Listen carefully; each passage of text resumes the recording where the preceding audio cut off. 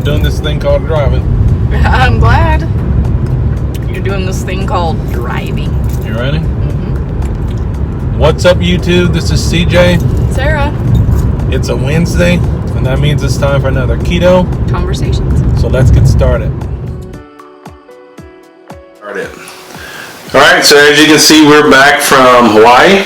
We're back. And we have all of the fun from vacations been beat out of us. Excuse our destroyed kitchen. Yeah, well, I don't know if people can really see it. It's my dish drainer. Yeah, we've got our kitchen. So we came back from Hawaii. We'd already started some of this stuff beforehand, but we got a new cabinet, new appliances coming. So we had a cabinet that was moved from one side to another. So we're trying to put in a new pantry. Yeah. And we're gonna get new countertops. Yeah. So we got a lot going on, and we were doing YouTube too. Oh yeah, we went to.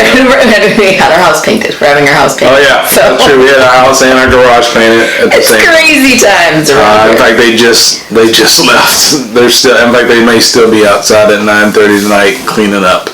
Yep. So we wanted to talk about some, I guess, tips for staying keto while on vacation or traveling. And so we want to go through that. It won't be a super long video. So when we went to Hawaii, we ultimately ended up staying at an Airbnb. Right. It was 4 days. It was for 4 days and 4 nights. We originally had planned to stay at a kind of a resort place, and it didn't have a kitchen or a kitchenette or anything like that. And so we had, again, originally planned on that, and then we realized as far as location and flights that it wasn't really feasible to do that. The airport was on one side of the island, and the resort was on the opposite clear on the other side of the island. 2 hours away. Yes, pretty much. Right. So we were staying in Hilo, but our flight was landing in Kona. Right. And so we went ahead and canceled. Yeah. The resort. So we were staying in an Airbnb. And we find Airbnbs we like them. We didn't have a bad, this was a good Airbnb. There were some things I've had more bad experiences with hotels. Yeah, that's true. We've had more bad experiences with hotels than we've had with Airbnbs. And even the one we stayed at a couple of days ago. Yeah, kind of that's iffy. True, we had to go and pick up my daughters from Oregon. Yeah, we just went to... We love Oregon, don't get me wrong, we love Oregon. Right. And there's nothing wrong with Eugene, but this particular hotel was a little seedy. Yeah, well, it was low cost enough where people from local folks can kind of come and meet up. Kind of live or something. Meet up and do stuff. Yeah. You probably know what we're talking about. Anyway. We've had better Airbnb experiences. Yeah, than hotels. Right. Yeah. So we stayed at Airbnb, and we like that because it does give us a chance. Because when we travel, we stay keto. We don't. Yes. We don't change. We don't fall off the wagon. Yeah, or we don't go on vacation from keto. We have, and no judgment if you did. We have truly decided that keto is the way we eat. It is a lifestyle. It is just life. And we do it. So probably the biggest thing that we might do a little bit more when we go on vacation is maybe. And this is probably more so for me because you don't eat as much as I do. Is I'm sure my macros are probably off. Or you might eat more keto junk foods, or keto. But that's about the max of what we do as far as when we travel and get in off of keto. So we're gonna talk about. We got 4 points. And then we're going to kind of incorporate some of the video footage that we took from the trip. So going back to the Airbnb part of the benefit of staying in an Airbnb is kitchen for the most part. I mean, there are Airbnbs where you're just renting a room. Yeah. But for the most part, those too. Yeah. It was of benefit to us because we then ended up with a kitchen versus staying in a hotel room. And so we were able to prepare several meals ourselves. And on vacation, CJ was eating breakfast. So it was helpful for for us to be able to make sure that we could prepare him a breakfast. Yeah, So that was helpful. And we didn't on this particular trip. We really didn't plan on like laying around a lot, like on beaches. That wasn't the purpose of this particular trip to Hawaii. This trip Hopefully we'll get to go back to Hawaii at another point, maybe visit some more of the other islands, but this specific trip was to see things. We wanted to see things. we saw pretty much every corner of the island except maybe one little We part went north, east, west, and south. There was probably one little corner that we didn't see of the island, but that was just because from time and not because of effort. So again, that's kind of how we do keto when we travel, because we plan on not taking a vacation from keto just because we're traveling or on vacation. Keto is a lifestyle for us. And again, no judgment for you if you make decisions where you say, okay, I'm going to take a break from keto, I'm just going to eat anything I want. That is all on you. That's fine. That's no judgment here. You do what you need to do for you. So the first thing that we want to talk about first point is plan ahead. Decide, am I going to stay? Am I going to remain? Make those decisions up front. Right. And if you're going to plan, when you have those kind of conversations with yourself or whoever, that's part of planning ahead, thinking through how you're going to do this while you're on vacation. Right. So the first part of us for our plan ahead was the plane trip. Yeah, it was. It was 6 hours plus, depending 8 on. hours. Yeah, it was basically 8 hours because the getting there, getting on, waiting to get off, etc. So you're looking at an 8-hour flight. Right. So the first thing was food for the plane, because there was an option of cookies, pretzels. Yeah, so the plane had options of cookies, pretzels, and some other kind. They don't even give you nuts anymore because so many people are allergic to nuts. So you don't even have a protein option on a plane anymore. Right. And then you get water or orange juice. Yeah, well, you can get pop too. But for the most part, you're going to get something full of glucose to go with your cookies and pretzels. So we went, and this is probably the first time we did this, because we always take snacks for the plane. This time we had bacon. We started with all right, so we're preparing for vacation, and we actually made some bacon to take on the plane. So while we are true keto folks. So I just made that up. I'm going to wrap it up very delicately in a paper towel, and we'll snack on it all the way to Hawaii. With a big bag of bacon that I made the night before. So it's probably wrapped up in paper towels and then put into it's probably at least 12 to 15 pieces of bacon that we started with just from the get-go. That again, as Sarah described, how they were wrapped up. And then we had the keto crate. So we had snacks. We took the snacks from the keto crate. The MCT bars. Yeah. So because again, when we get those keto crates, we test them out here on video, but we don't eat all that stuff. So we took that. We didn't take the box, but we took all this stuff, and we had those as snacks as well. The first step we think you need to do is plan ahead. To the best of your ability. And just know that your options are going to be limited on transportation, such as an airplane. So if you can bring some of your own food, definitely do it. So in your own keto. But then we'll take this even further. The plan ahead. This isn't on our notes, but even when we got to Hawaii, we mapped out what we were going to do each day as far as what part of the island we were going to hit. And then even from there, we got snacks for the road, while we were on the road. We were in Hawaii, so of course we got macadamia nuts. Yeah, we're in Kailua Kona at Walmart, and this is a huge selection of macadamia nuts. And if you don't know, they grow macadamia nuts. They're in plantations here with the coffee plantation. Yes, here in Hawaii. Look at baby, you can even get like little tiny mini bags for 78 cents. Yeah. Oh, sweet. Or $1.42 you can get a bag of macadamia nuts. You can get them chopped lightly salted, unsalted. Yeah, we don't have those varieties. No. At our, You're lucky if you can find one of these cans. I mean, you're real lucky Yeah. if you can find one of those. yeah. Okay, CJ. All right, so we got some Mauna Loa Maui onion and garlic macadamia. And yes, before anyone mentions it, they do have a little bit of dextrose and maltodextrin, but it's fairly far down the list. Yeah. So, and we're on vacation in Hawaii.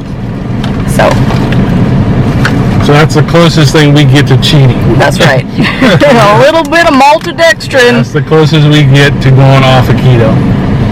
So how are they? Good. Good. That is really good. Okay. Yay! I can't wait to try it. Yeah, we have macadamia. That's where they're grown. Yeah, so we have macadamia nuts. We discovered some macadamia nuts that we can't get here.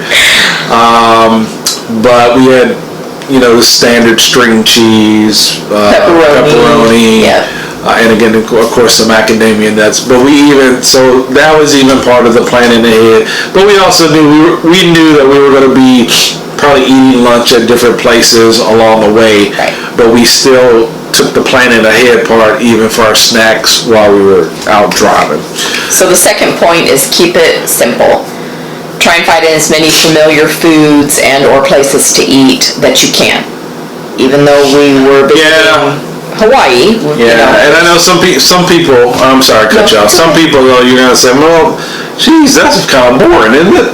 Yeah, it is. We weren't there to eat the food, though. I mean, to be honest, we weren't. if you're going somewhere and you want to eat the regional food, that's totally awesome. If you want to try things that are there, that are regional, that's great. But for us, going there wasn't about the food. I mean, except for the Kona coffee. But I love coffee. But besides the point, and of course macadamia nuts were plentiful. And what's more keto than macadamia nuts? But for us, it wasn't about the eating of the food, it was the experience and seeing the things that we wanted to see and etc. So for us, eating familiar foods was fine for us because that's not what we weren't on a culinary tour of Hawaii. We were there to see the island. To see the island. And all of so, I mean, believe it or not, we ate it. So actually, for breakfast, the majority of the time I'm the only one that eats breakfast, and we did that at the Airbnb for at least 2 days, and maybe 3 days. CJ will be inserting some clips of Stam. Yes.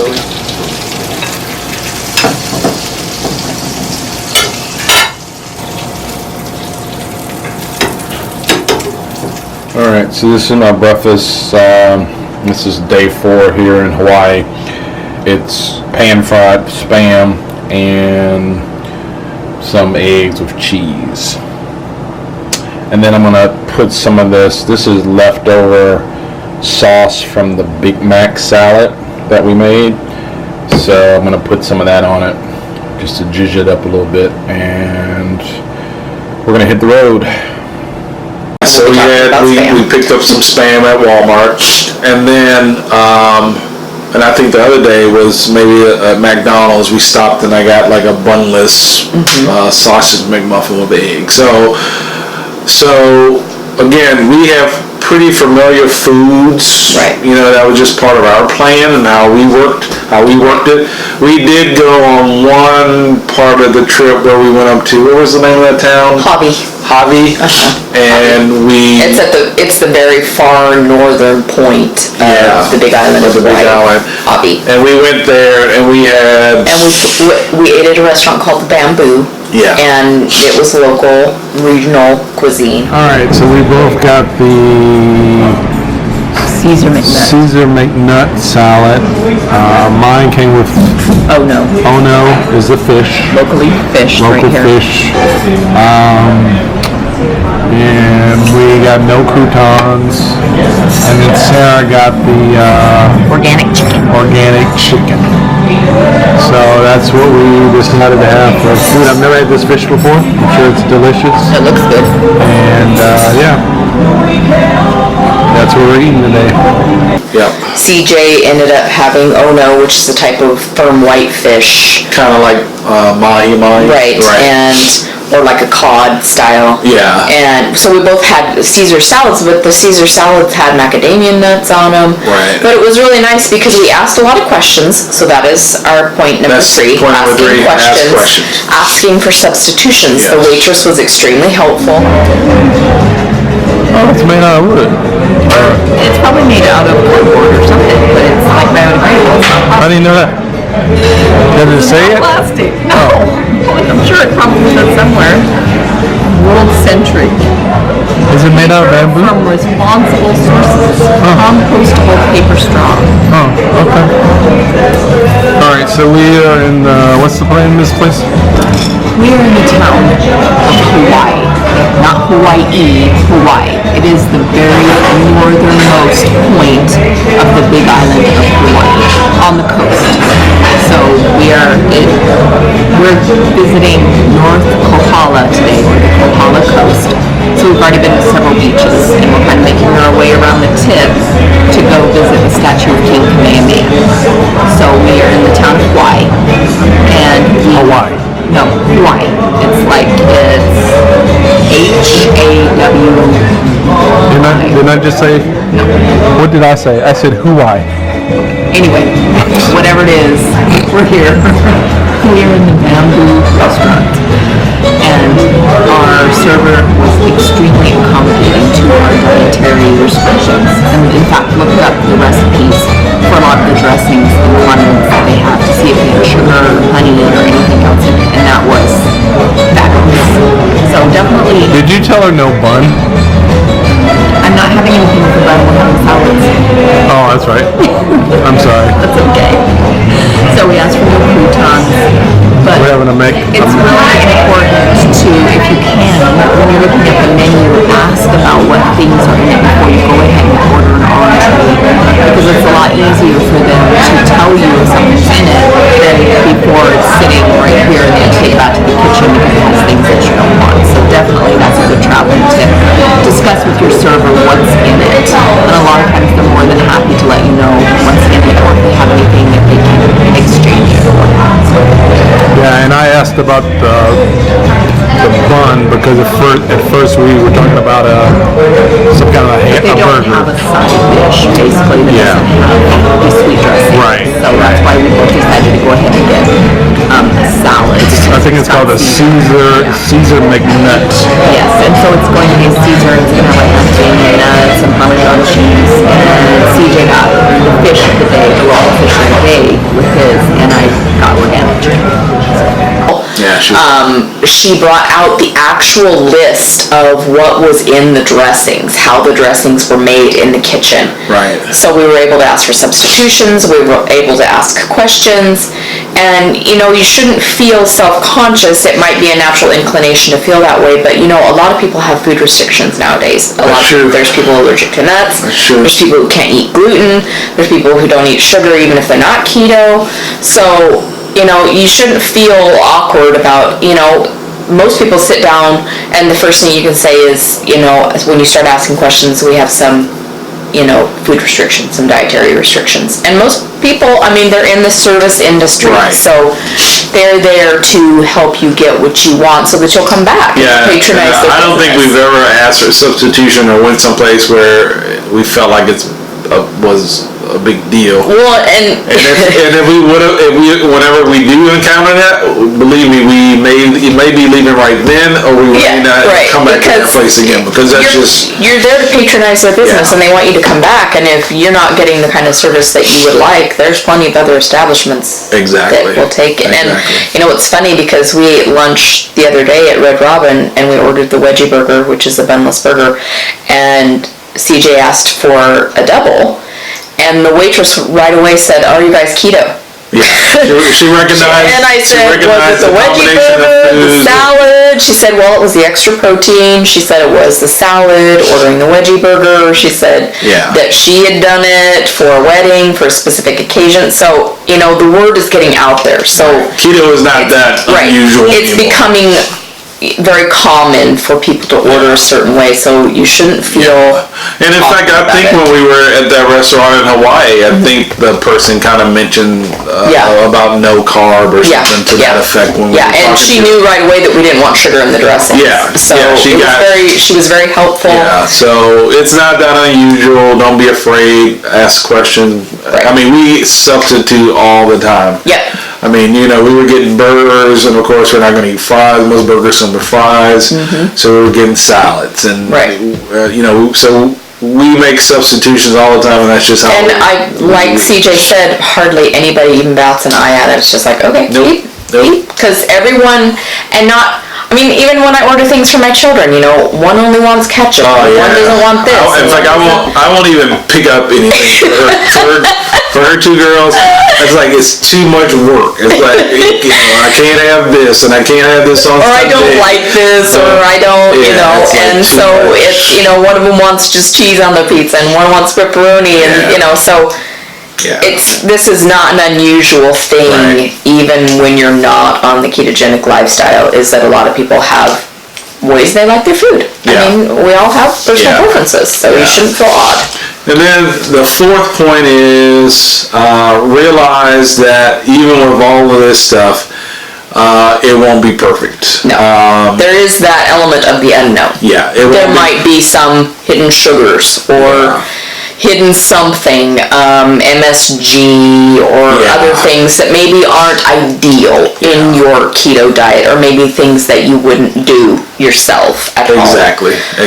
But you are on vacation. There are only certain things that are within your control all the time. So you want to have a good time. You're there to have a good time. Don't freak yourself out. I mean, it's not one of those things where if you're doing keto, or even if you're just doing keto as a diet, you go on vacation, again, it's not going to be perfect, but you don't have to throw everything away. And it's the law of averages. It's all going to average out. It's going to average You're going to get back home, or you're going to, maybe one time you had some hidden sugar in something that you ate out, but then maybe the next day you made yourself a salad where you're at, and you kept it super simple, or you had an all-protein day, or whatever the case may be, or you fasted more. However you like to do things, it's the law of averages. It's going to even out. It's long-term. It's long-term. It's not just that one meal. It's the long-term approach. And this is, unless you're super lucky, vacations are temporary. So this is not going to be your permanent lifestyle for the most part. So just keep that in mind, that you're going to get back to your regular routine. So even if you are planning on remaining ketogenic during your vacation, just realize that it's not, like CJ said, going to be completely perfect. And then there's one point that we didn't mention, and I'm just going to throw this out. So sometimes when you go on vacation, things get a little bit laxer, your macros might go off. And sometimes you might actually find that it's tougher to kind of get back to rein that in when you get home. You know what? That's probably normal. Yes. It's normal. And again, give yourself some slack.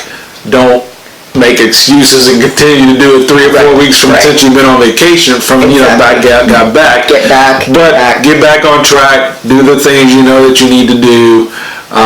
Because again, the vacation is just for a short period of time. Right. And on the plus side, a lot of people find that sometimes when they come back from vacation and they get back on, the way they usually do things, that it has actually helped them. Sometimes it can help them move past a stall. That's true.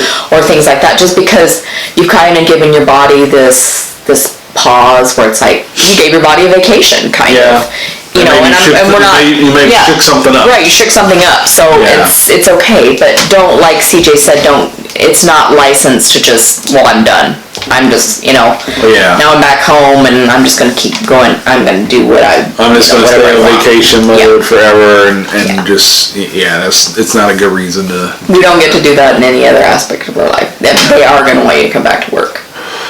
Yeah, they wanted me to come back to work, and they actually expected me to get some work done the day I came back to work. Darn it. Anyway, that is our keto conversation for this week. We tried to keep it pretty short and sweet. If you're new here, we do these keto conversations every Wednesday. We do new recipes on Sunday, and then we do what we on keto videos at least twice a month. We try to do that at least twice a month. And this will be kind of a hybrid of this will Keto be Conversations and what we eat, because there are going to be clips in this video, as you'll see, what we eat. of how we did things and, some of our dining experiences and stuff like that. Yeah, so, but consider subscribing. We are all about trying to help you have success on your keto journey. We live keto as a lifestyle. We know it can be lived as a lifestyle, and it's so much more than just a diet. But we're here to help you try to have success on keto, whether you're just starting keto or you've been doing keto for a long time. We want to help you. We want you to be part of our community. So consider subscribing, and we hope that you'll come back next week. And until then, have a great rest of the week. Bye-bye. peace.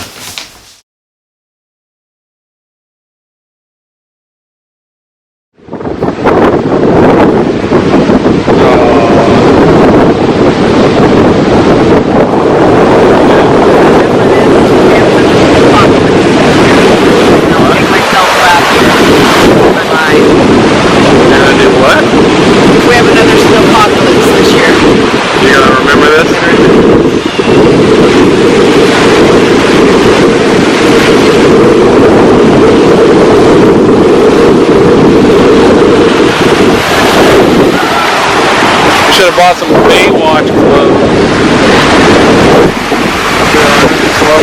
Put my hair in cornrows like Bo Derek. Yeah.